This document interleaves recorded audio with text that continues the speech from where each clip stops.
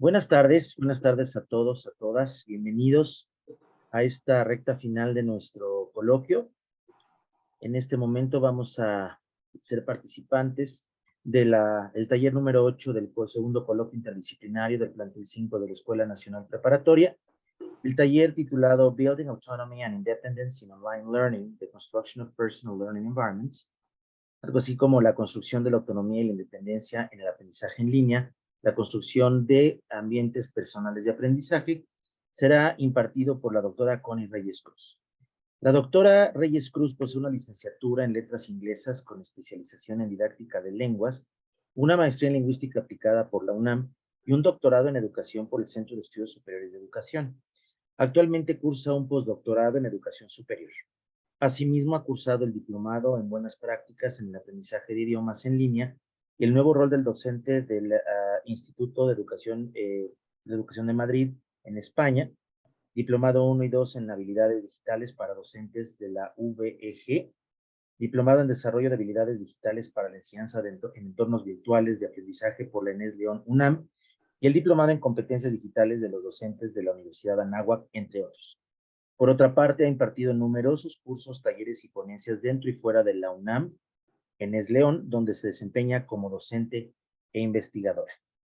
No me resta más que cederle el uso de la palabra a la doctora Connie Reyes, a quien le damos la más cordial de las bienvenidas en nombre de nuestro director, el licenciado Jaime Cortés Vite, director del plantel 5 de la Escuela Nacional Preparatoria y de su equipo directivo. Bienvenida, doctora Reyes. Welcome to this session. Welcome. Muchísimas gracias. Ofrezco por principio una disculpa a nuestra audiencia, a nuestros 9 participantes. Voy a tener que realizar esta ponencia en inglés. Tal vez tome mal un poco el mensaje. Soy docente de inglés y supuse y tengo por ahí algo que me relaciona con un mensaje que decía que debía ser una plática en inglés, pero bueno, dadas las circunstancias, quisiera poderlo transferir al español, pero todo el contenido está en inglés. Entonces, si me permiten, no se preocupen, por favor. Yo creo que será una buena oportunidad para todos practicar la parte de input. No va a haber actividad en la que tengan que realizar demasiado trabajo en inglés, ¿ok? Por otra parte, seguramente vamos a tener profesores que puedan tomar el rol de líder cuando hagamos breakout rooms y respaldarnos con ellos. Pero en el último de los casos podemos hacer las actividades en español y no hay ningún problema, ¿ok? En este momento, entonces, voy a hacer mi introducción en inglés. Poco a poquito lo vamos a ir entendiendo. Les agradezco mucho su presencia a distancia. Well, I must begin by saying that I'm very grateful to Dr. Dulce Maria Montes de Oca, who invited me to participate in this conference. It's an honor for me to be with you to share and learn together on the topic Building Autonomy and Independence in Online Learning, the Construction of Personal Learning Environments.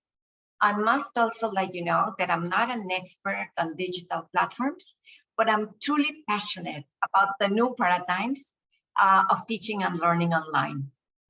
Actually, on my self-reflection, I think this is a very good time for many of us who've been on the language teaching field for many years to relearn new theoretical teaching and learning frameworks and to get reskilled in the newest online trends on a non-stoppable manner. I'm positive that a lot of you, the new generations of teachers, will pave the way to what is now known the Society of Imagination and Creativity, not long ago called the Society of Knowledge. Well, as you know, in recent years, online learning has emerged as a powerful and a flexible alternative to traditional classroom education. With its convenience, accessibility, and diverse range of resources, online learning has revolutionized the way people acquire knowledge and skills. However, one significant challenge that learners often face in this digital realm is the need to cultivate autonomy and independence. in the learning journey.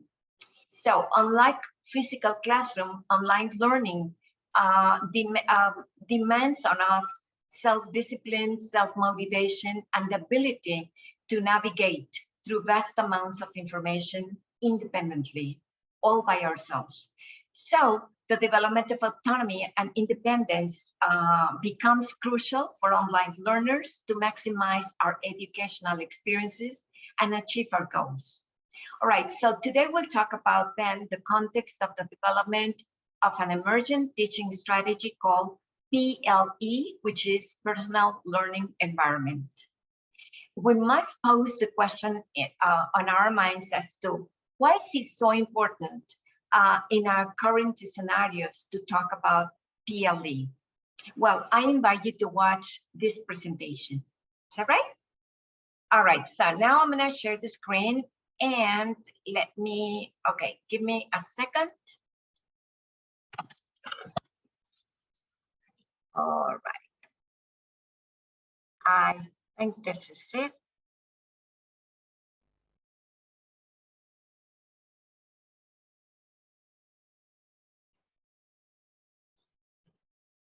Can everybody see the presentation? Yes, thank you. All right, very good, thank you. Hello everyone, I hope you are all having a good time at learning. The title of the paper I want to share with you is Building Autonomy and Independence in Online Learning. The Construction of Personal Learning Environments. Here we go.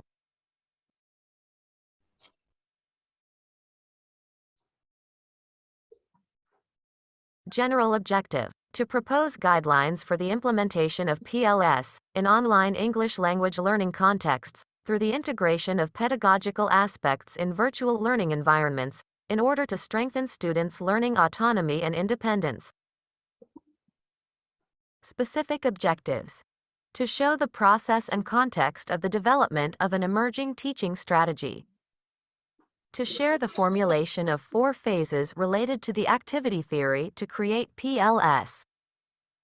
To express that PLS are fundamental constructs that facilitators can use to guide students on how to create and adapt them, based on a constructivist pedagogy. Let's start with a deductive pattern that takes us from a general perspective and move down to specific grounds. The growth of information and communication technology, ICT, has significantly increased the world's capacity for creation of data and the speed at which it is produced. We are navigating through mutant scenarios, with exponential technologies and the predominance of artificial intelligence. Particularly after the pandemic, the world has experienced a turbulent change, of high complexity, where there is permanent uncertainty. But change is inevitable. What to do about it? Design scenarios and the route to achieve them. To paraphrase Elon Musk, it will not be easy, fast or cheap, but it is necessary to map out scenarios for the future. We need to look as far ahead as possible, but from the future to the present. Now, we all probably watched a movie about AI, back in 1999. It was not fiction. We knew a huge change was coming up. Let's watch this video excerpt from the movie The Matrix. At some point in the early 21st century, all of mankind was united in celebration. We marveled at our own magnificence as we gave birth to AI. AI? You mean artificial intelligence? A singular consciousness that spawned an entire race of machines. We don't know who struck first, us or them, but we know that it was us that scorched the sky.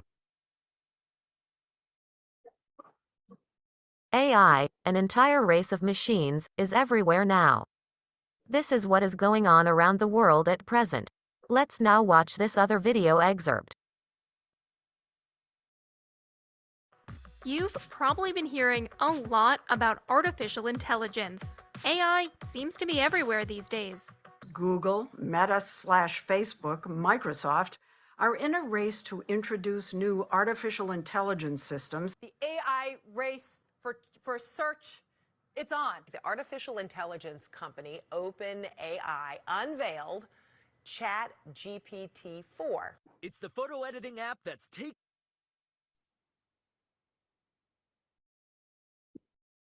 Now, in this short video excerpt, let's hear the way AI is defined by the Wall Street Journal in its tech news briefing. The basics today. When we talk about AI, what do we even mean?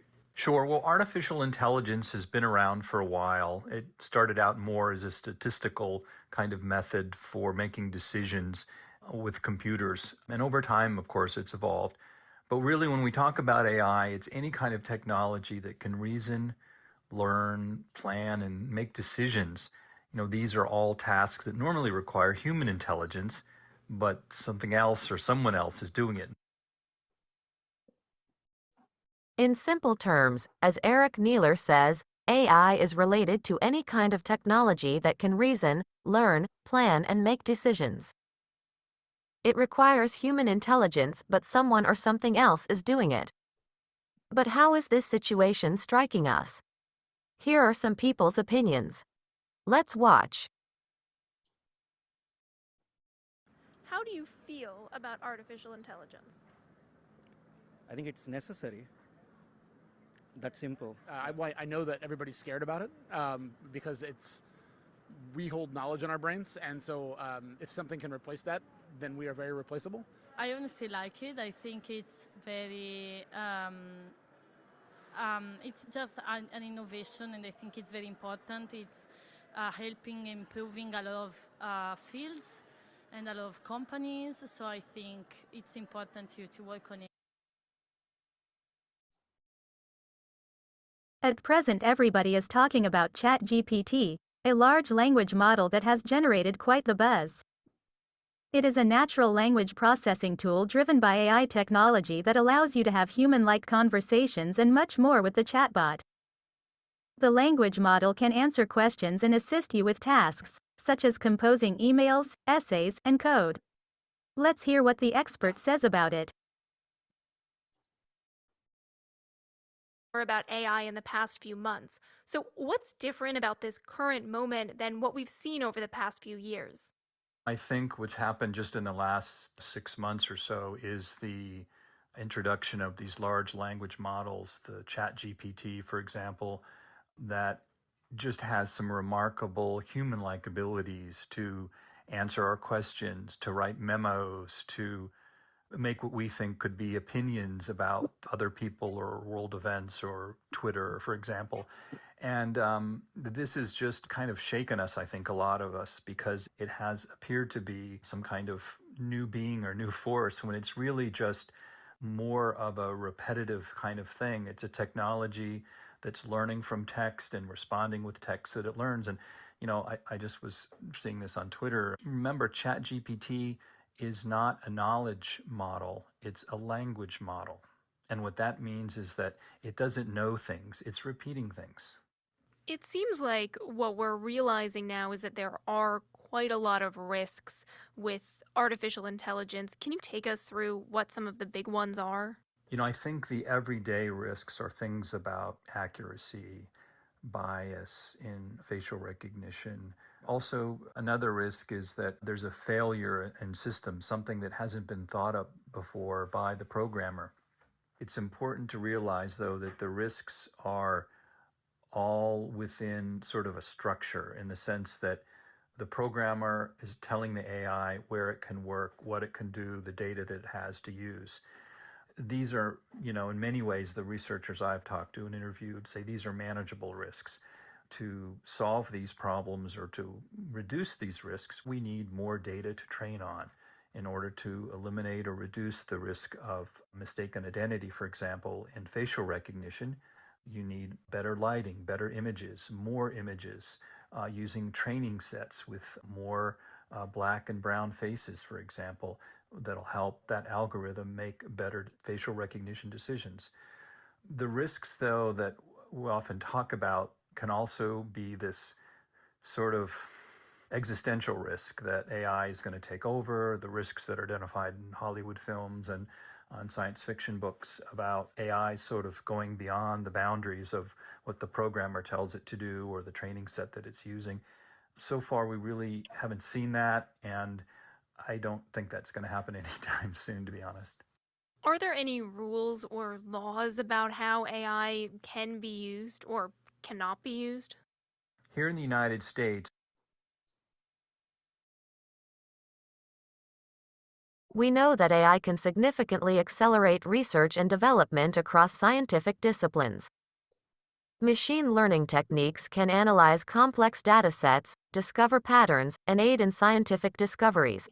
However, there might be certain threats to mankind to be considered.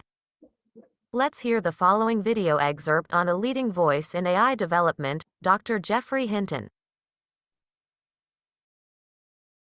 Autonomous. The thing that worries me right now, that keeps me awake, is the development of autonomous weapons.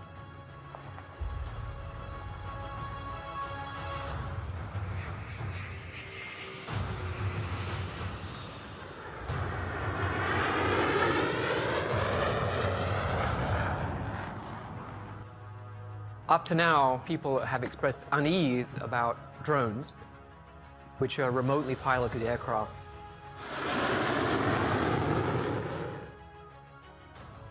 If you take a drone's camera, feed it into the AI system, it's a very easy step from here to fully autonomous weapons that choose their own targets and release their own missiles.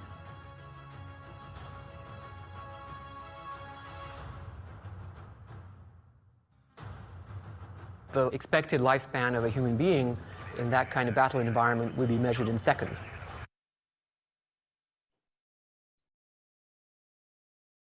Here's another video excerpt from other voices that tell us what they feel about AI fast development.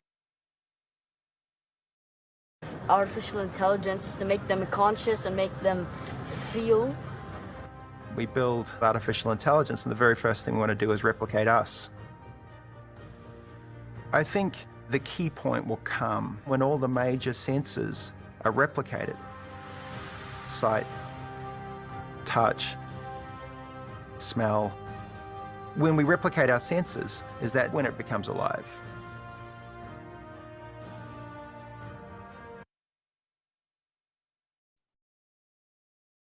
Now, here comes the trigger question of our presentation today.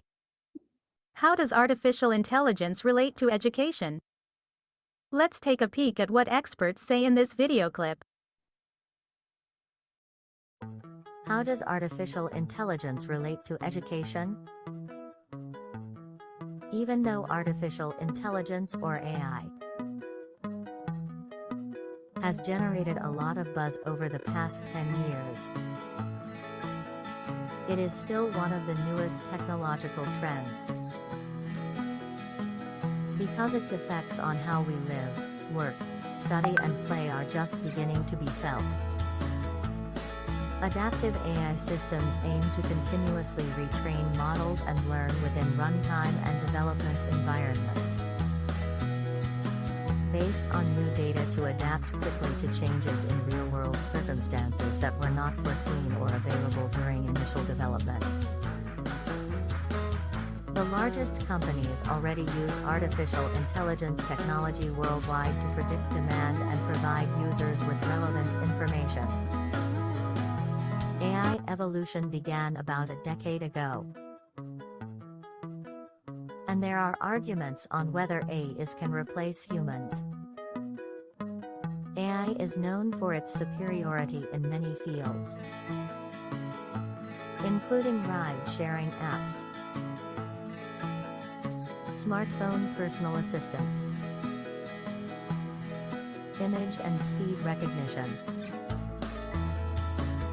navigation apps and more, which are used at work, school, home and more. Other AI tools include customer relationships management tools, content corrector and generator tools, data analytics tools and much more. Elon Musk has said that he fears artificial intelligence could one day outsmart humans and endanger us, citing AI as the biggest threat to civilization. Does that mean that many jobs are at risk of being replaced by AIs? Will AIs threaten teachers' jobs and/or the school environments?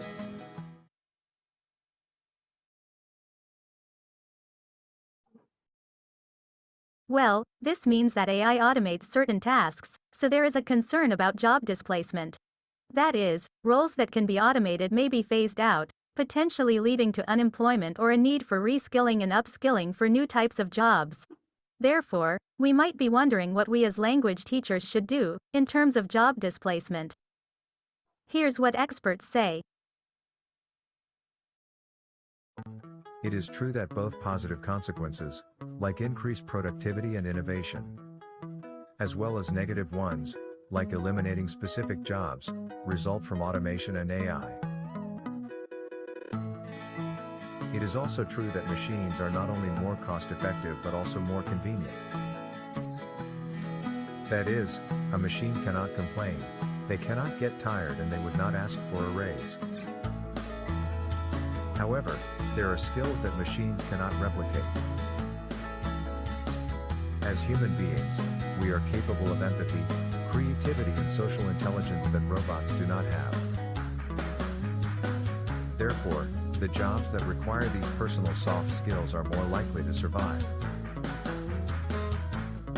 While AI has made significant advancements in various domains, these are the jobs that are unlikely to be completely replaced by AI in the foreseeable future.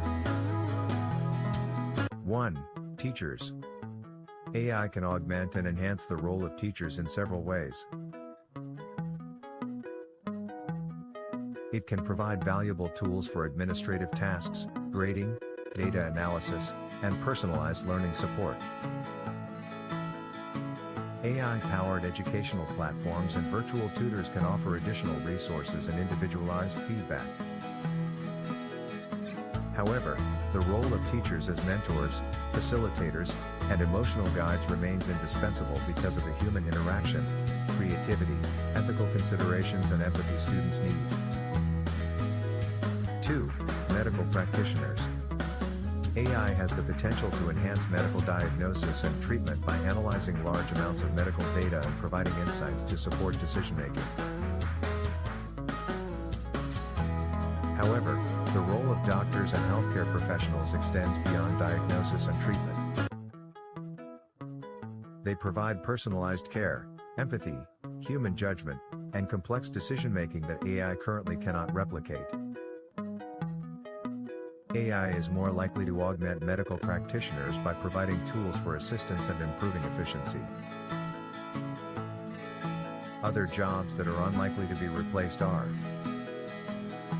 writers and artists, professional singers and dancers, human resource managers, lawyers and judges, politicians, professional athletes, computer systems analysts, and last but not least, psychologists and psychiatrists. As a conclusion, if you are on one of these professional fields, you are on a safe career.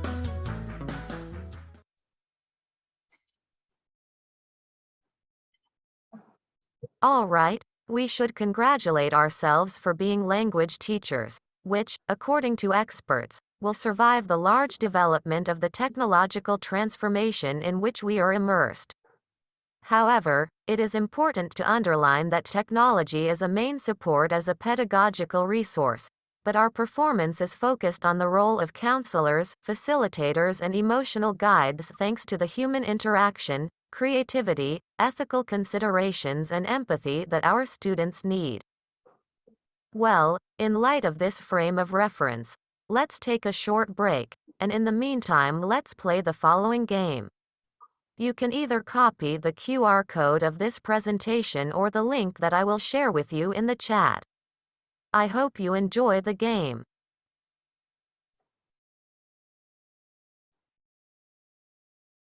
Okay.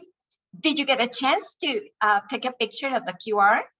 Let me share another link just in case. All right.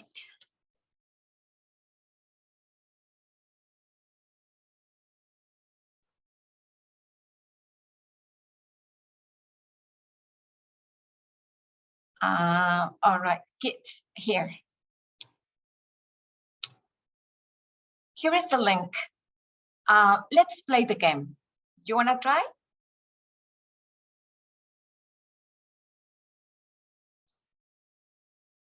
It's easy. Let's take like 5 to 10 minutes, and then we'll be back, okay? And see what the results are. Enjoy the game.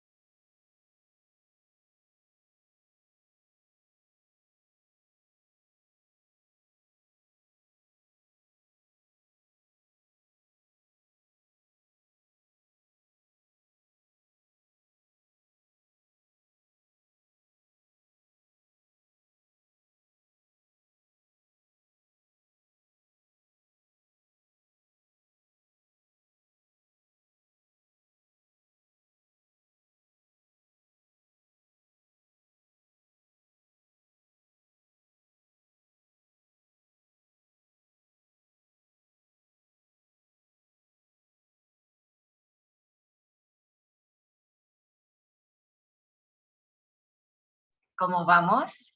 ¿Alguno de ustedes, además del maestro Rosendo, ya terminó? No, todavía no, Connie. Este avión me está haciendo sufrir. Se maneja solo, no me deja manejarlo. Muy bien, esperamos. Pero ahí voy. Gracias.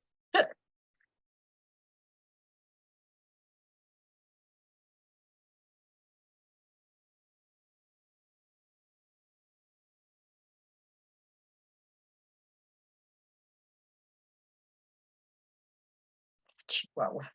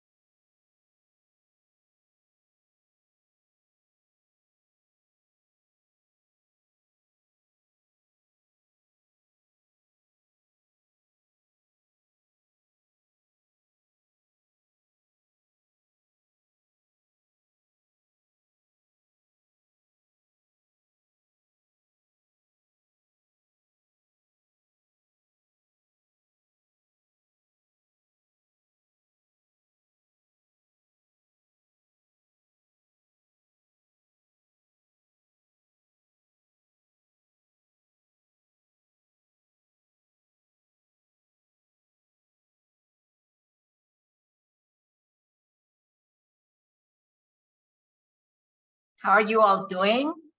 Please use one of your reactions to know if you're finished. Shall we continue?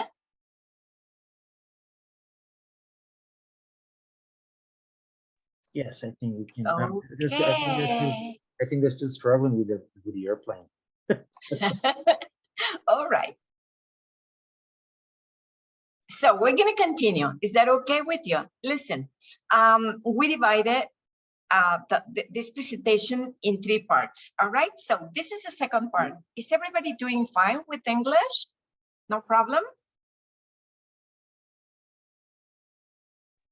No problem. Okay. Thank you, It's Alex. okay. All right. It's okay. Perfect. Very good. Okay. So here's the second part. All right. Let's get ready.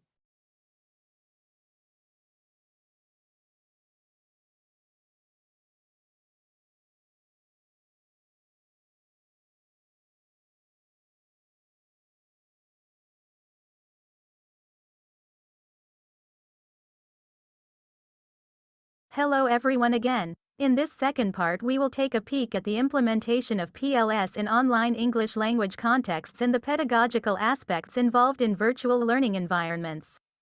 Remember that the acronym PLE stands for Personal Learning Environment. Considering all the former information we have watched, it is then our job as teachers to design scenarios for the future and the route to achieve them. By now we know that the internet and other digital technologies have become thoroughly integrated in the lives of today's college students. Online learning management systems such as Moodle, Google Classroom, Blackboard, just to mention a few, are a must in our daily classes at present. According to Smith, the internet and web-based learning technological tools have become the de facto standards in education, and they are making an impact on students' educational engagement and their learning outcomes.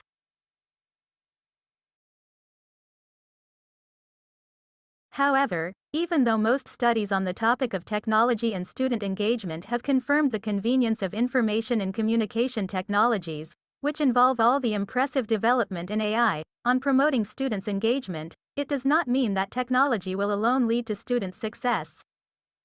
Instead, according to Ehrman, we educators must use technology as a resource to promote students' engagement in order to enhance the ICT power as an incentive for students' academic success.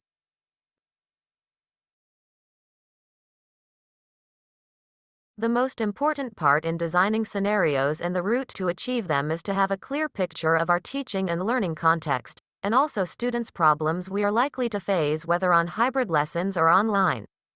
These are a lack of interest in acquiring knowledge in online-driven modality. Along with it, there are other problems associated with, such as a lack of involvement in the tasks carried out in online-driven modality, a tendency to over-interact on social networks and with mobile devices in class, and constant practices of quick copying and pasting information without reference to copyright, among others. My proposal is to begin by helping out our students to build their personal learning environments or PLS. But what's the theory behind personal learning environments? The theoretical framework that follows briefly explains its timeline. PLS is not a new approach, but it comes in handy in these times of resorting to emerging methodologies. Column 1. It is based on some of the research threats of the activity theory pioneered by Rubinstein, Leontiev and Vygotsky back in the 1930s. Column 2. It is highly related to the connectivism learning theory proposed by Siemens. Column 3. The connectivism learning theory later developed into the network learning theory pioneered by Hodgson and McConnell. Column 4. By 2012, the networking learning theory gave ground to the personal learning environment, PLE, as proposed by Atwell and Torres, Adele and Castaneda. Contreras has done a lot of research concerning PLEs here in Mexico. Let's watch a video excerpt that explains the theoretical framework that supports PLS across its timeline. The activity theory was pioneered by Rubinstein, popularized by Leontiev and found in a few works of Vygotsky in the 1930s. It considers an entire work or activity system beyond just one actor or user. It accounts for environment, history of the person, culture, role of the artifact, motivations, and complexity of real-life activity. One of the strengths of the activity theory is that it bridges the gap between the individual subject and the social reality. On the other hand, the activity theory is highly related to the connectivism learning theory proposed by Siemens. Connectivism is a learning theory that suggests students should combine thoughts, theories, and general information in a useful manner. It accepts that technology is a major part of the learning process, and that our constant connectedness gives us opportunities to make choices about our learning. It also promotes group collaboration and discussion, allowing for different viewpoints and perspectives when it comes to decision-making, problem-solving, and making sense of information. Connectivism promotes learning that happens outside of an individual, such as through social media, online networks, blogs, or information databases. The network learning theory, pioneered by Hodgson and McConnell, is also related to the former ones. It is distinguished by its insistent attention to three sets of phenomena and to their intertwinement in practice. Human interpersonal relationships, technology, especially digital communications technologies, and collaborative engagement in valued activity. While the focus for a specific research study or educational design enhancement may temporarily shift to just one of these three, the other two can never be ignored. Actually, the network learning theory supports that new digital platforms and devices become interesting in relation to human activities and social practices.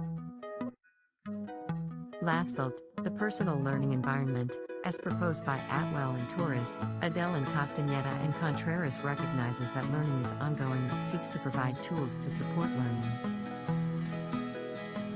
It also recognizes the role of the individual in organizing his or her own learning. PLS are based on the idea that learning takes place in different contexts and situations.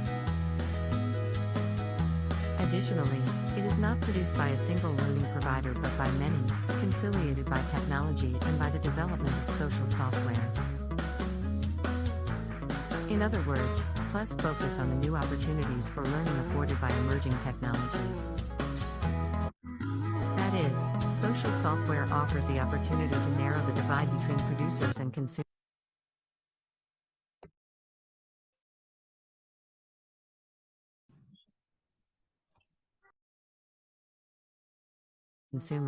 As I said before, the model on which the personal learning environment approach is based is the activity theory, which explains that human activities are systemic and socially situated phenomena.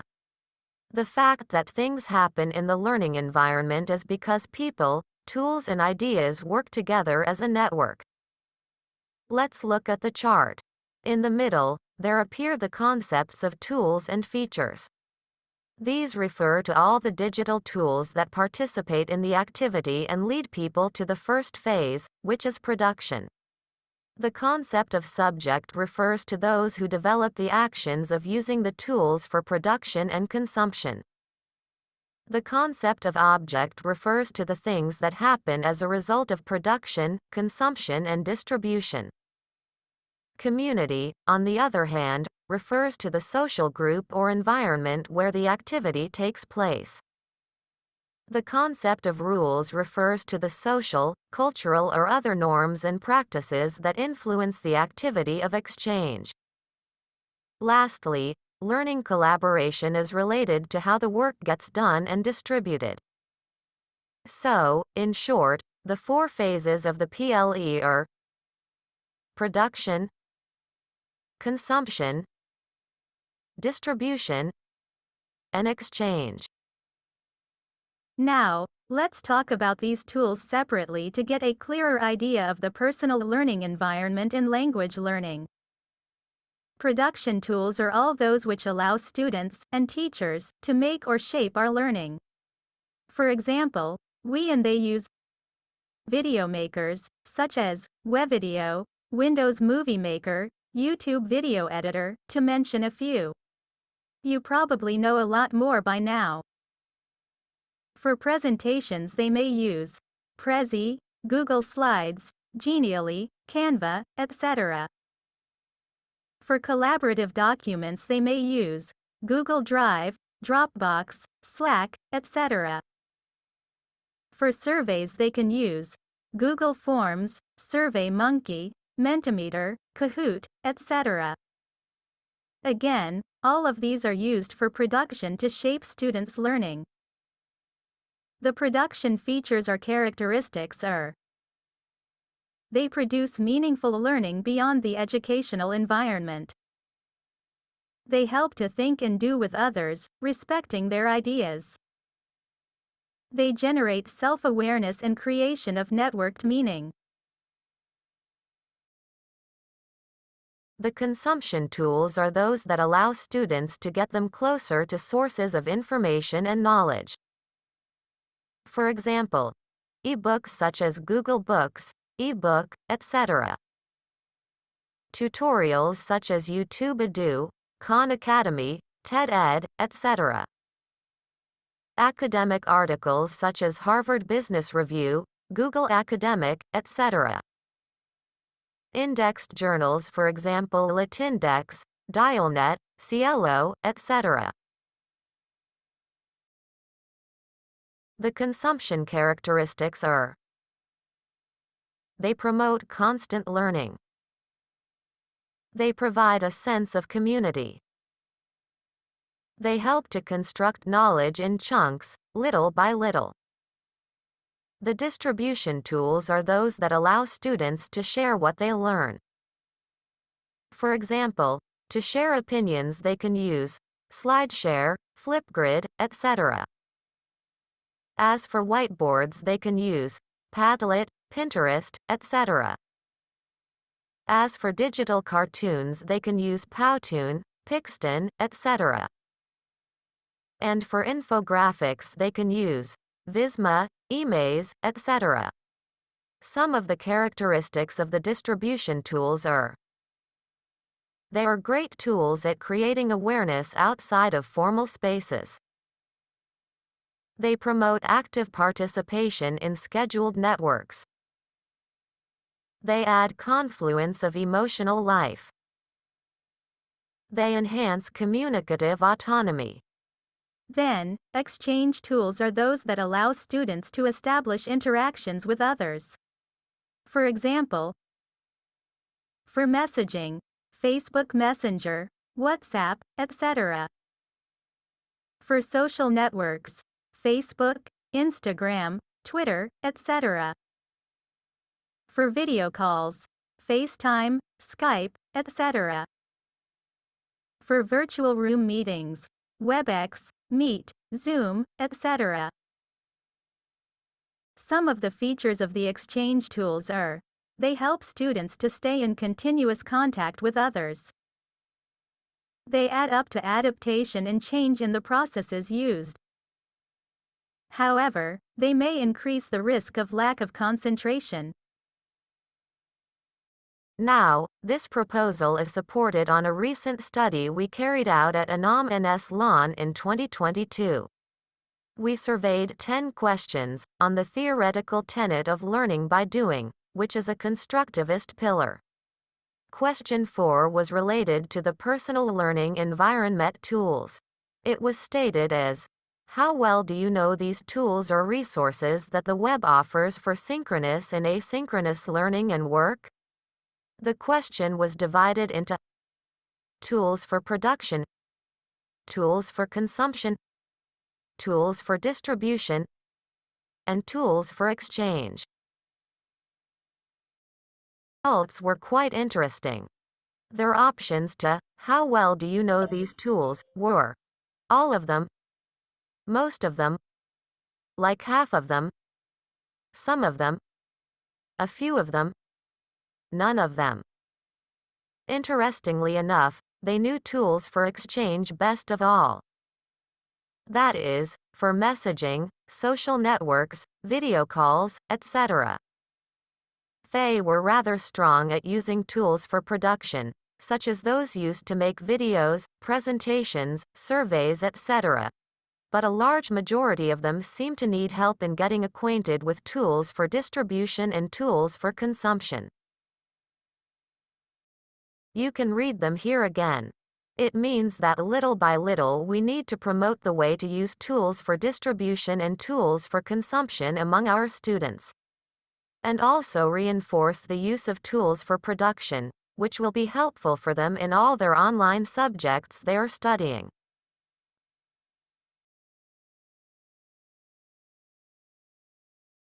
Now, in general terms, the application of PLS would not be complete if 3 fundamental aspects were not taken into consideration.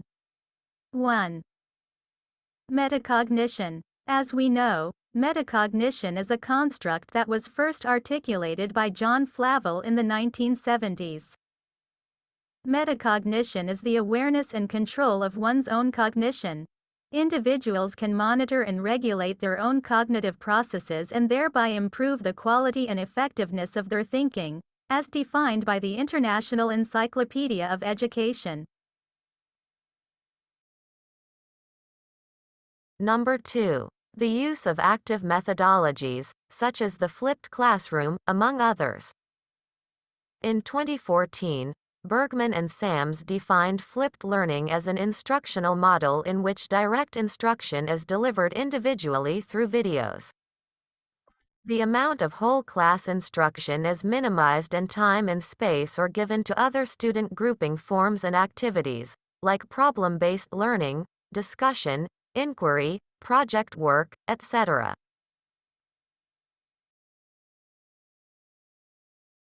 Number 3. Methodology. The flipped classroom and its 3 suggested stages.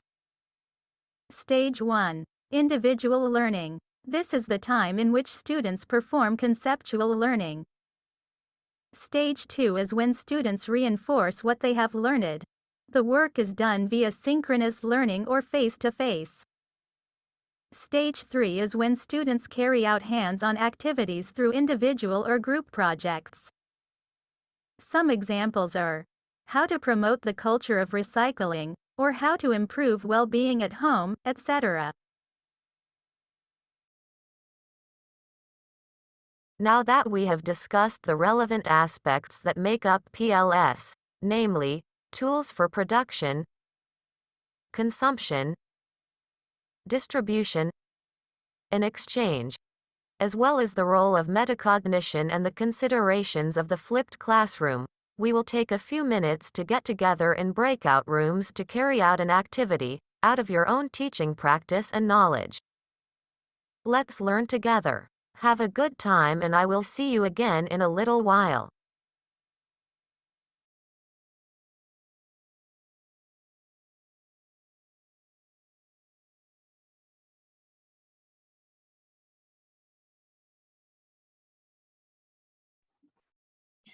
Okay, now, the next activity then is to get together in breakout rooms.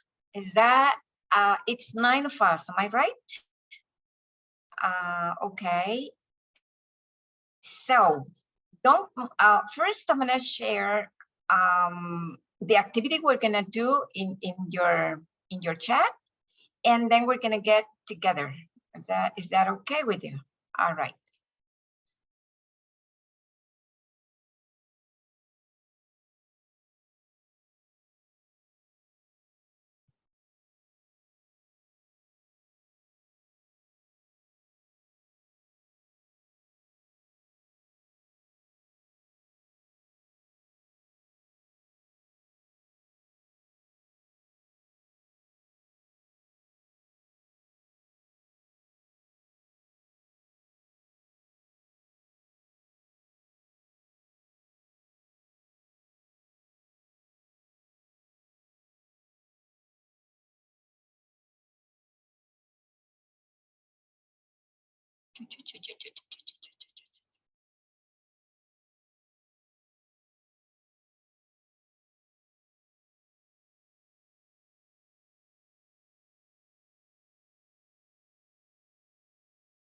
Okay, you know what?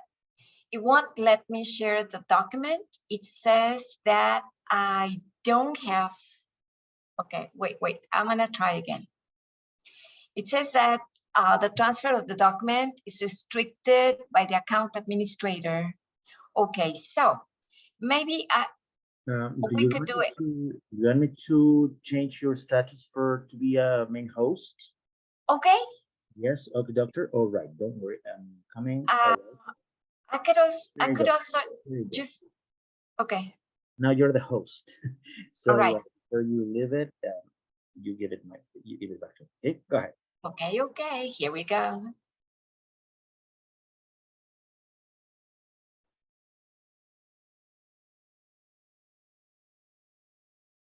Oh.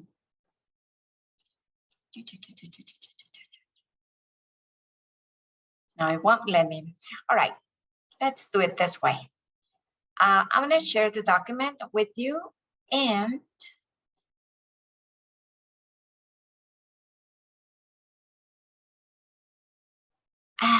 okay.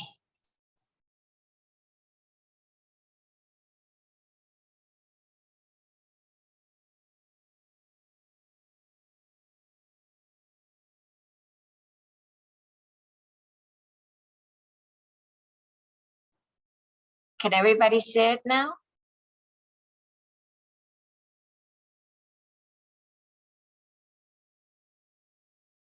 Okay, can you see the document? Sorry. Yes. Yes. Oh, okay. All right. Maybe we could take a picture of it. And well, this is the document that's going to help us do the work. Okay. We're going to get together in groups, and some of you, it's going to be 2 groups. Okay. The first group will do tools for production and tools for consumption.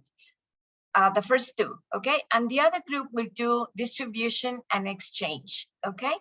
Exactly what are we gonna do with those? Okay, wait.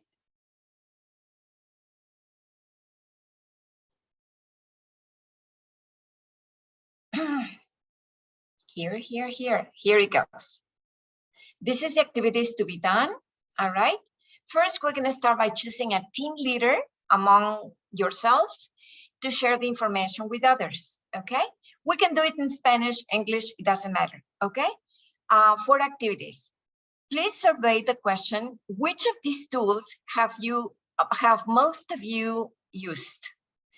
Then survey the other question, which of these tools have you rarely, occasionally used?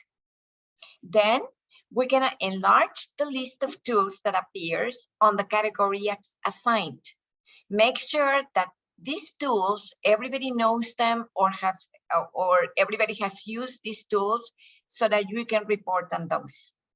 Then number 4, what tools under the category assigned, production, consumption, distribution, or exchange, do you suggest that we find out or incorporate into our teaching practices, okay? The idea is that we use a word processor, either Word or a PDF to share your work. You can do it via, if I'm not mistaken, I think you're gonna be given a link to a drive so that you can upload your work, okay? Don't worry, there is no a limit of tools that you have to include, all right? Whatever you can discuss in the group is fine, all right? Include the team members' names if possible, and we'll be back together in the general group room in 12-15 minutes, okay? The team leader will report on the 4 attached activities that we have to do. Is that clear? Do we have any questions?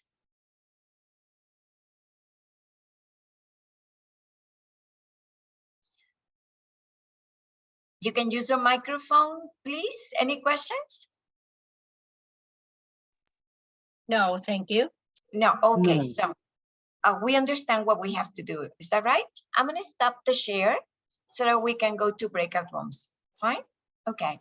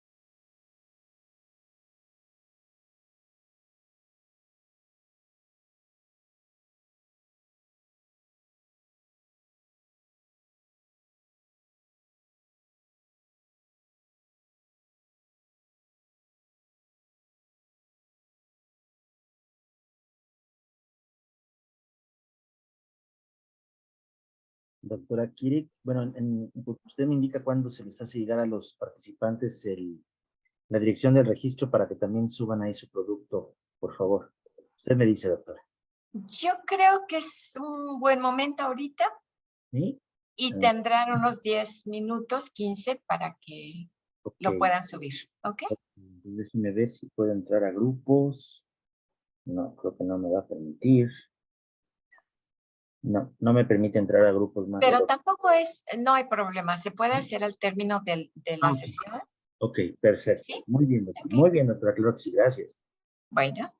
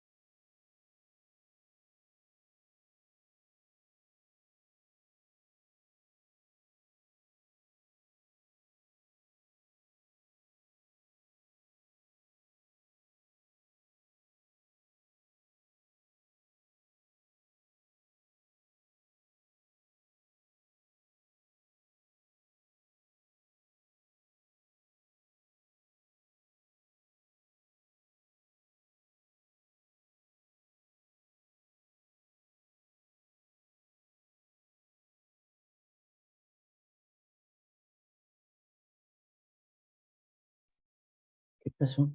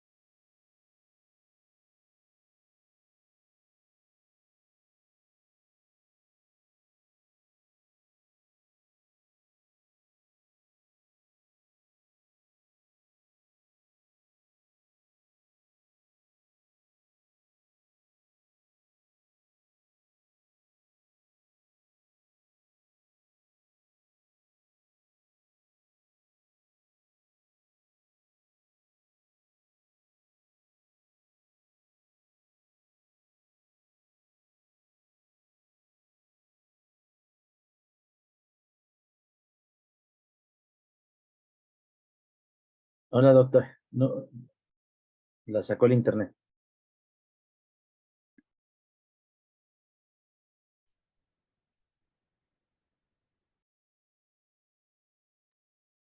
Hola Luis, ¿todo bien? Doctora, sí, ¿por qué? Yo estoy aquí todavía. Vi que fueron varios y falló el internet. ¿Qué les pasó? No, los pasé.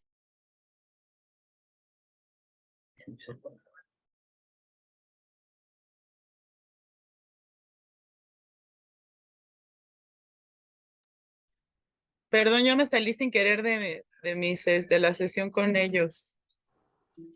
No hay problema, ya estamos todos regresando. Ya íbamos al final.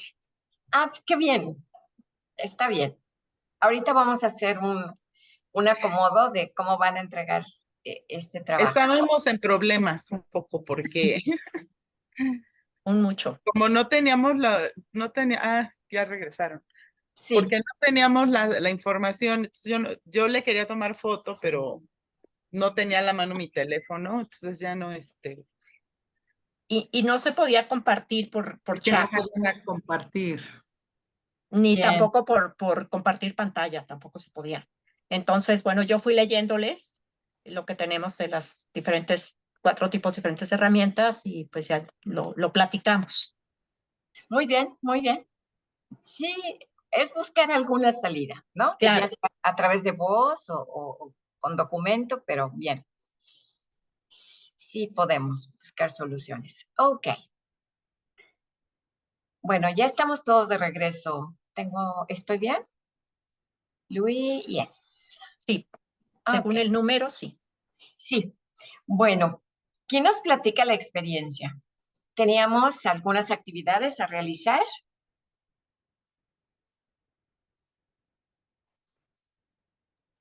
Pues y no bien, sé. no sé qué tanto pudieron avanzar. Repito, no hay problema, esta actividad la pueden realizar y subir al Drive que nos va a proporcionar el maestro Luis más adelante para tener esta evidencia del trabajo realizado, ¿ok? Para ustedes mismos. El punto es compartir todo este trabajo, que es el objetivo de los Personal Learning Environments, ¿ok? Bien, ¿tuvieron oportunidad de entre todos ustedes saber cuál de estas herramientas es la que más se ha utilizado? Sí, bueno, en el equipo que estuvimos, ¿puedo tomar la palabra o la quiere tomar maestro Rosendo? No, tú, Emma, está muy bien. Ok. Está muy bien. Bueno, de las herramientas más utilizadas en cuanto de la primera columna, tenemos que son herramientas de producción. Vemos que lo más utilizado ha sido Google Sites, Genially, Canva, Prezi también. O sea, de las que pusiste aquí, creo que todos hemos utilizado estas herramientas. En cuanto a las herramientas para elaborar videos, esas sí han sido poco utilizadas, pero para los documentos colaborativos tenemos Google Drive como que el que se lleva el número 1, ¿no? Y para los cuestionarios o encuestas tenemos Google Forms y Mentimeter. SurveyMonkey y Kahoot, pues no, tampoco, no han sido muy utilizadas. Y esto es tanto por parte de nosotros como docentes como por parte de los alumnos, o sea, de los dos lados, ¿no? Sí. En la siguiente columna, pues en algún momento todo el mundo hemos utilizado los ebooks, sean de Google Books o sean los ebooks. Y los tutoriales, bueno, pues sí, también todos los tutoriales, hasta para hacer cosas en la casa, usamos tutoriales de YouTube. Y TED también, TED para cuestiones académicas, lo usamos bastante. En artículos académicos, pues sí, de diferentes universidades o de diferentes journals indexados, ¿no? Y las herramientas de distribución, tenemos que SlideShare es la que más hemos utilizado, y en los pizarras, Pinterest, Padlet, y por ahí, también, de acá atrás no mencioné el Quizzes, que también se usa, ¿no? Y en los digital cartoons, pues son menos explotados, pero las infografías sí, puede ser Canva también, podría entrar Canva aquí. La de Visme y Emaze no las hemos utilizado ninguno de los que estábamos en el equipo. Y las herramientas para intercambio, pues todas estas las hemos utilizado en algún momento, y aquí se comentó que bueno, son herramientas de intercambio social, más que nada, son redes sociales, y aquí la cuestión es hacerles a los alumnos conscientes de que no nada más sirven para socializar electrónicamente, sino que son muy buenas herramientas para llevar a cabo tareas académicas. Entonces, pues en general eso fue lo que vimos. No sé si me faltó algo por hacerlo tan resumido. ¿Alguien del equipo que quisiera agregar algo más? Bien. Lo hiciste muy bien, Emma. Gracias. Gracias, Rosendo. Muchas Muy bien. gracias. Sí, por supuesto, Muy bien. maestro. Emma, genial. Muy bien. Lo que hicimos al final del día fue construir nuestro propio PLE, ¿no? Este es nuestro ambiente de aprendizaje como docentes, ¿ok? Y a través de ellos podemos irlo ampliando y de pronto en este exchange of ideas, ¿ok? Siempre estará quien nos diga, esto es genial, esto funciona maravillosamente, y nos lleva a un tutorial, y con ello mi ambiente de aprendizaje personal se va haciendo cada vez más amplio, ¿ok? Y es justamente lo que están viviendo nuestros alumnos, y la importancia de ayudarles a que estén conscientes de qué es esta herramienta, para qué me sirve, y acompañarlos inclusive en esa construcción. Una vez que ellos empiezan a encontrar su ruta de aprendizaje sobre cada uno de estos, la organización que debe tener, ¿no? Cada una de estas herramientas, yo creo que han ganado este paso hacia adelante sobre una conciencia computarizada, ¿no? El pensamiento computarizado, que es lo que ya debe prevalecer, como hemos visto hasta este momento, ¿no? De la presentación.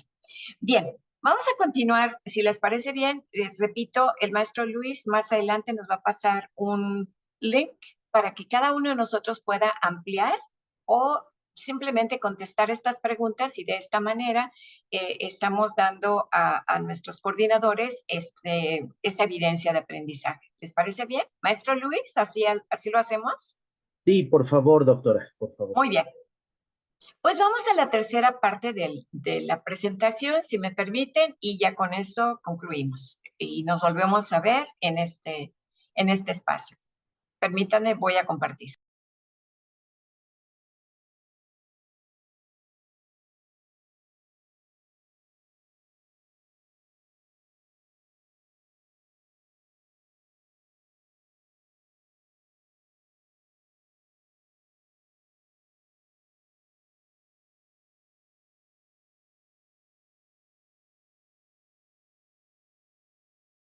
Hello everyone again. In this third and last part of this presentation, we will take a peek at the results of the implementation of PLS, pluses and minuses of APLE, as an underlying element of virtual learning, 4 conclusions, and some food for thought.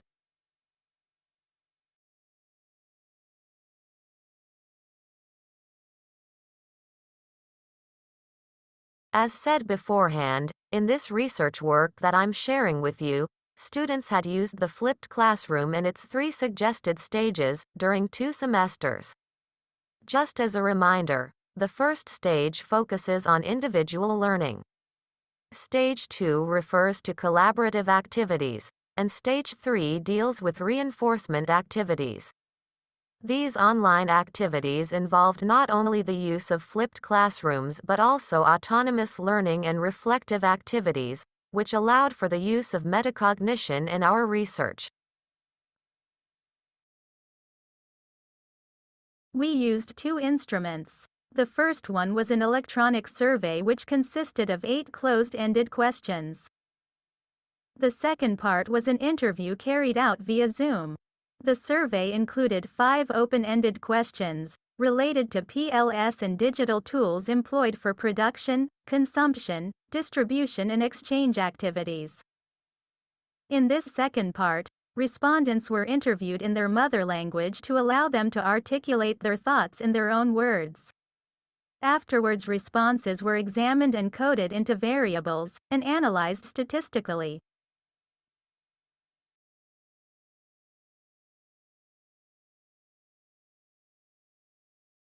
Based on the former general theoretical framework, we gathered valuable information which I think is important to share with you. Now, let's take a brief peek at some of the results for questions 5 through 8. These samples refer to the production stage. The answers were given in Spanish as it served the purpose of making students feel more at ease to express their opinions. These are translated replies. The variable appears in parentheses. The question reads, "What's your perception of all the tools that are available to you and that you use to produce the assignments required in your studies and work?" Speaker 1. There's no doubt we take advantage of information, in our way. We are now used to accumulating lots of information. The problem is that we do not know how to take advantage of it. It is implicit that we sometimes lack ability to make the right choices. Speaker 2. The information that currently exists certainly allows us, as students, to expand our mentality and knowledge. For example, one simply gets attached to work. I've realized that now that we had to study online, we missed our teachers.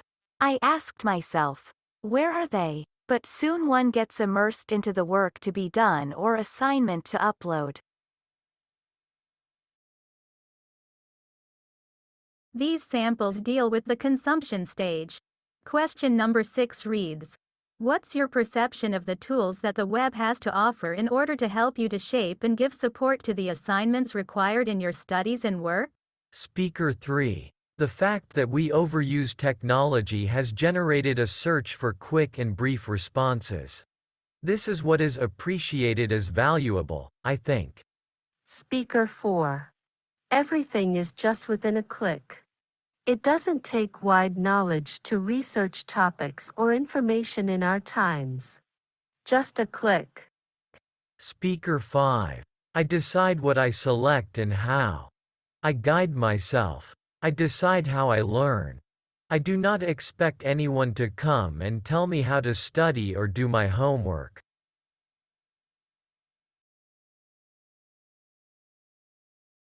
These samples involve the distribution stage. The question reads, "What is your perception of the different internet and web resources that you use to share the information and learning that you create in your studies and/or work?" Speaker 6. Identifying and expanding the personal learning environment helps us to raise awareness of how rich learning can be outside formal spaces. Speaker 7. It's a guide that allows us to get to know each other thoroughly and value what we're doing right and change what we're doing wrong. Speaker 8. The internet and web resources have helped us to massively report abuses committed by businesses or politicians. These samples relate to the exchange stage. The question reads, what's your perception of social media that you have used to achieve your personal and professional goals? Speaker 9. We live in a world where attention is focused on the media. One gets easily distracted in the real world and attention gets lost. Speaker 10. Social media has become an addiction to us.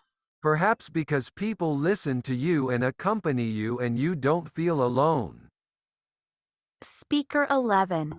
Thanks to new technologies, we can do several things at a time, such as processing documents, answering emails, or having a conversation with several people at the same time through chats. Well, as I had mentioned before, the results are extremely interesting. All in all, students seem to know tools for exchange best of all. That is for messaging, social networks, video calls, etc. They are rather strong at using tools for production such as those used to make videos, presentations, surveys and others. But a large majority of them seem to need help in getting acquainted with tools for distribution and tools for consumption. So now, after having looked at the results of the interviews, it is important to consider the pluses and minuses of APLE as an underlying element of virtual learning. We teachers believe these are some of the advantages in creating PLS. 1. They are centered on the student. Each student chooses and uses the tools that make sense for his or her particular needs and circumstances. 2.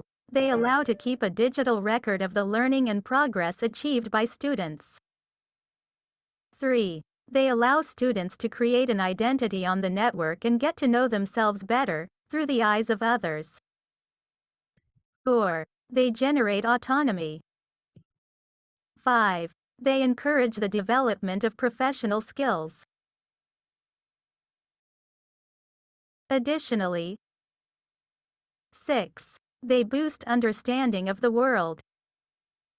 7. Promote self-learning and community. That is, to think and do with others. 8. Help permanent contact with others. 9. Allow for adaptation, involvement and learning. 10. Offer environments open to interaction and relationship with people, regardless of their official registration in programs or courses. That is, formal, non-formal and informal training actions are enhanced with them.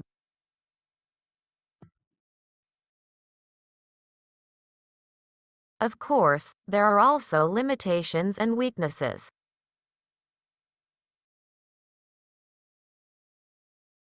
These 4 are relevant limitations and weaknesses. 1. They require both teachers and students to have strong conceptual and technological training.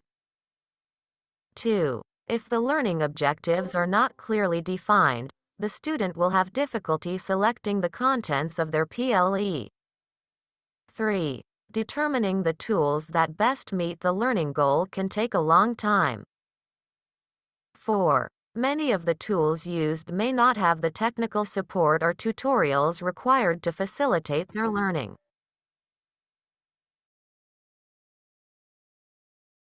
Well, to finish up, we have arrived to 4 conclusions. 1. The results of this research project are geared towards a positive relationship between web-based learning technology use, student personal learning environments and student engagement, whether in synchronic, asynchronic, or mixed synchronicity-driven courses. 2. Interview results are positive in that they show that students are more likely to make use of higher-order thinking skills, reflective learning and integrative learning in their studies. 3. Results also show that PLS provide learners with their own spaces, under their own control to develop, implement, and share their ideas and knowledge.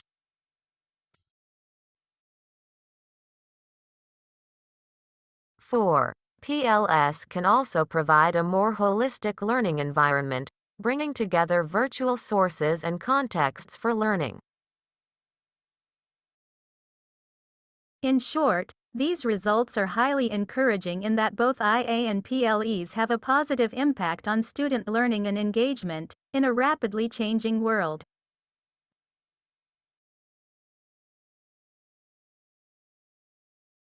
Now, back to where we started, we have come to specific grounds.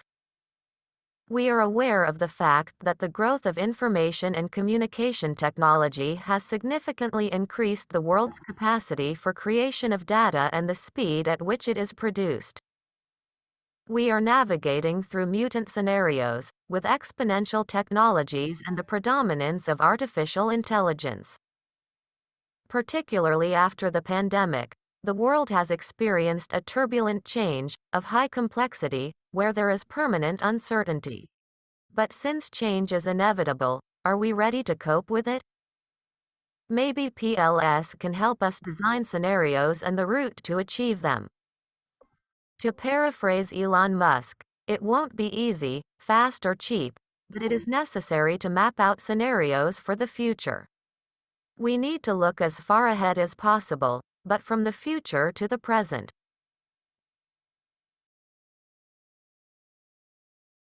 I personally hope that PLS can help us design teaching and learning scenarios for the future. Though we should not forget that we are moving around mutant scenarios and exponential technologies all the time.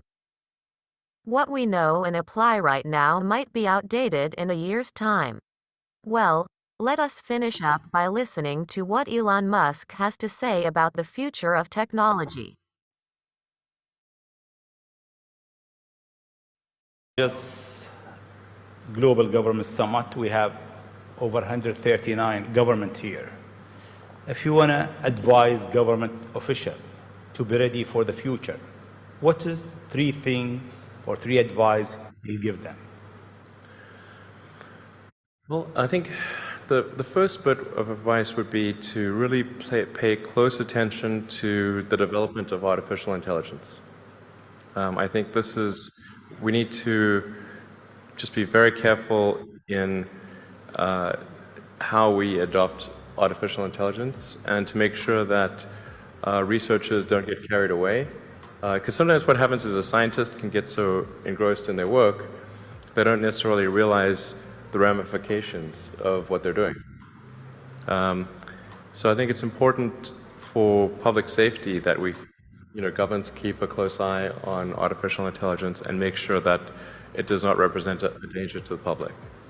But what to do about mass unemployment? This is going to be a massive social challenge.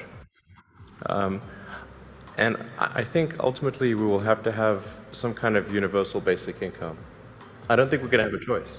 Universal basic income. Universal basic income, I think it's going to be necessary.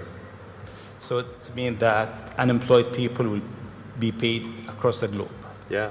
Because there is no job, machine, robot is taking over. There will be fewer and fewer jobs that a robot cannot do better. That's simply and I want to be clear that these are not things that I wish would happen. These are simply things that I think probably will happen. And if my assessment is correct and they probably will happen, then we need to say, what are we going to do about it? And I think some kind of a universal basic income is going to be necessary. Now, the output of goods and services will be extremely high. So with automation, there will come abundance. There will be almost everything will get very cheap. I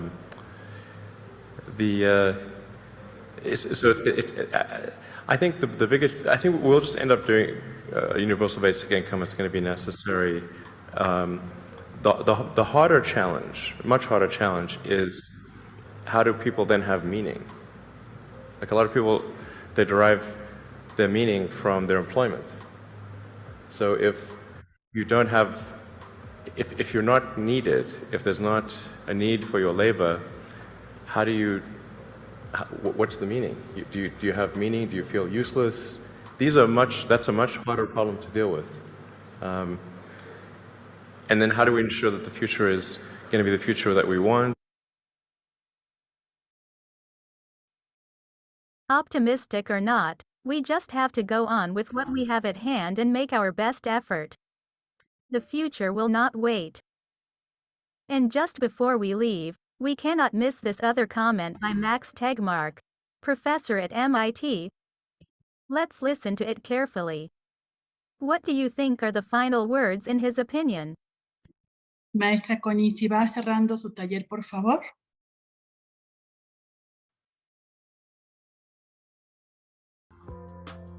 AI at the superhuman level, if we succeed with that, will be by far the most powerful invention we've ever made, and the last invention we ever have to make. And if we create AI that's smarter than us, we have to be open to the possibility that we... He said that if they create AI that is smarter than humans, there is an open possibility that humans might lose control over them. Now I ask myself if the sequence of events in this paper will be different in the nearest future. Most likely. Meantime, our opportunity is to take advantage of PLS as a way to organize students' knowledge, and our challenge is to provide the highest educational quality to all our students by means of AI. Thanks for participating.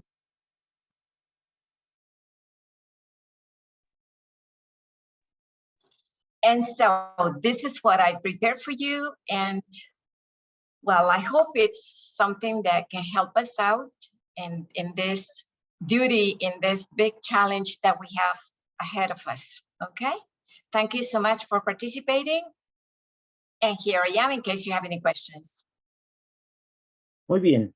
Bueno, vamos a pasar a la ronda de preguntas y respuestas. Si alguno de los asistentes al taller de la doctora Connie Reyes tiene... Sí, adelante, maestro Rosendo, por favor. Perdón, solo una cuestión, es que tenemos que subir un documento del taller y entonces no sé si me dejen compartir solo brevemente con mis compañeros el documento que hice para que ellos lo puedan subir en la página, por favor, perdón.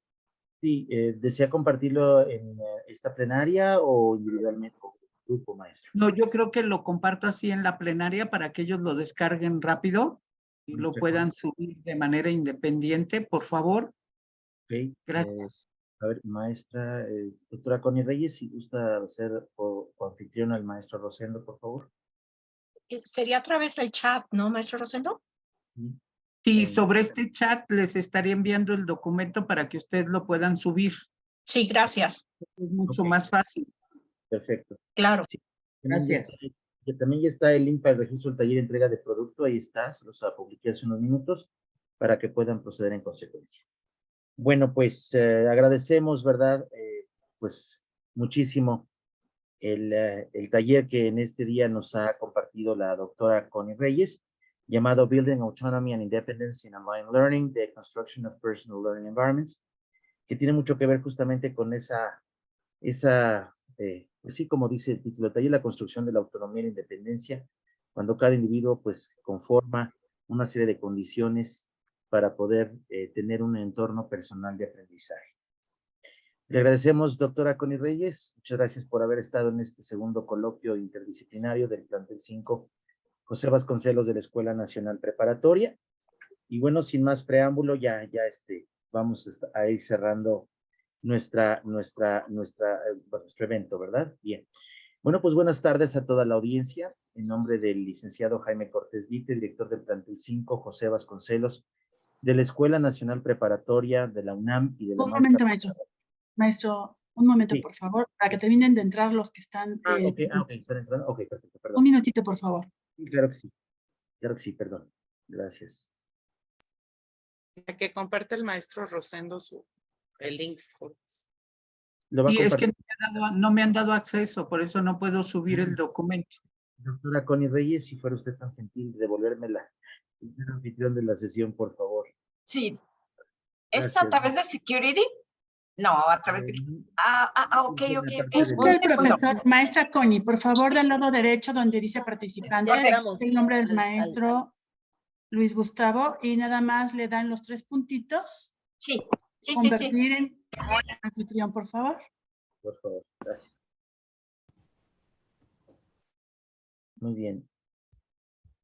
¿Y el maestro Rosendo quiere compartir en el chat su link, maestro Rosendo? Sí, es a través del chat, por favor. Ok, entonces a través del chat, maestro, con toda libertad, puede usted compartirlo para que sus compañeros puedan consultar. Muy bien. Bueno, pues recapitulando un poco, buenas tardes a todos y a todas.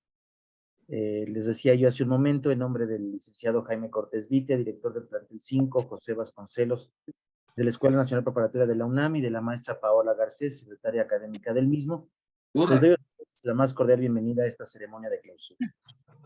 Buenas tardes a todas y a todos. Es que siempre era el nombre de talleristas. ¿Ya comes? Ay, Dios. De manera irónica.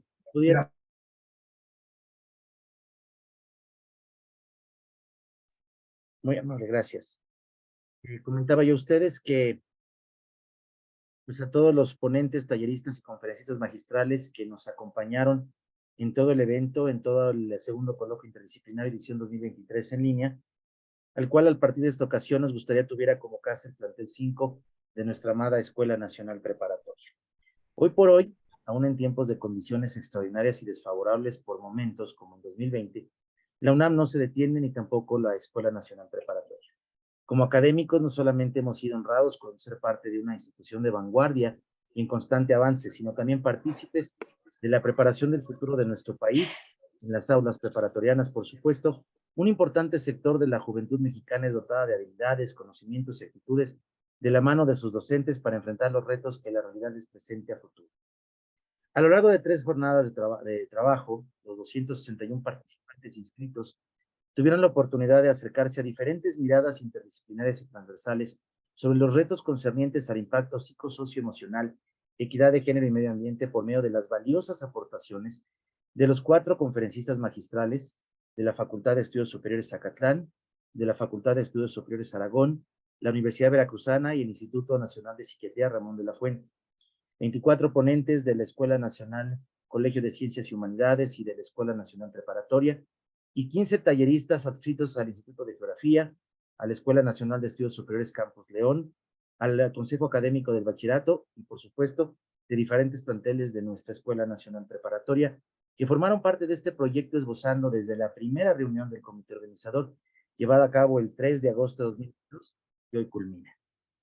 El comité organizador de este acto académico estuvo conformado por académicos, por docentes de diferentes colegios y adscritos a los 9 planteles de la ENP, quienes desde el primer día se esmeraron en el proceso de organización del mismo, con profesionalismo y aportando valiosas ideas y reflexiones para hacerlo posible.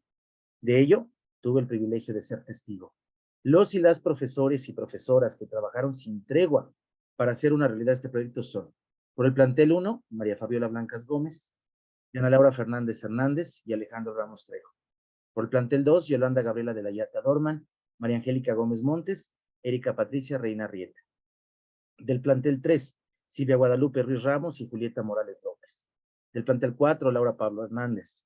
Del plantel 5, María de la Luz Castellanos Cárdenas, Eugenia de Los Ángeles Segovia Mora y Enrique Esqueda Blas, y un servidor. Del plantel 6, María Esther Cristen Gracia, Dulce María Montes de Oca Olivo, Julieta Ruth Salazar Contreras y Erika María García Huesca. Del plantel 7, Patricia Teresa Neira Victoria. Del plantel 8, Claudia Luz Morales Grieño. Del plantel 9, Erika Eugenia Gómez Cervantes, María de Lucero Ramírez Piedras y Fátima Pineda Xochitl. Y como apoyo externo contamos con la participación de Homero Antonio Márquez Romero, quien ya ha colaborado con sus conocimientos y destrezas en este y otros proyectos académicos en beneficio de la comunidad preparatoriana. A todas y todos ellos y ellas, mi reconocimiento, admiración, estima y gratitud. Como tuve oportunidad de expresarlo en la ceremonia inaugural, ningún proyecto académico en beneficio de los y las docentes de nuestra institución sería posible sin el apoyo y confianza de nuestras autoridades, en este caso encabezadas por el licenciado Jaime Cortés Vite, quien ha dejado constancia de su compromiso institucional y personal con el mejoramiento y actualización constante de quienes formamos la comunidad del plantel a su cargo y que hoy compartimos con todos y todas las que, como participantes y asistentes, por supuesto que enriquecieron este evento. Licenciado Cortés Vite, nuestro más profundo agradecimiento por hacer posible que este espacio de reflexión, intercambio de perspectivas y experiencias se materialice.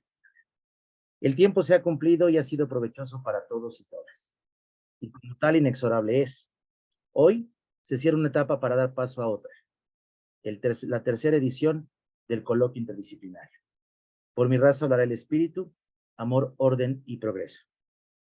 En nombre de nuestro señor director, siendo las 6:04 del jueves 1 de junio de 2023, se declaran clausurados los trabajos del segundo coloquio interdisciplinario edición 2023 en línea, y cuyo tema fue Educación interdisciplinaria y transversalidad en escenarios diversos, retos concernientes al impacto psicosocioemocional, equidad de género y medio ambiente. Y si me lo permiten, me gustaría invitarlos a que en esta ceremonia de clausura de este coloquio escuchemos respetuosamente el himno de nuestra Escuela Nacional Preparatoria para así dar concluido nuestro evento. En un momento más les compartiré el link para el registro de la clausura. Mientras tanto, escuchemos con mucho respeto el himno de nuestra institución.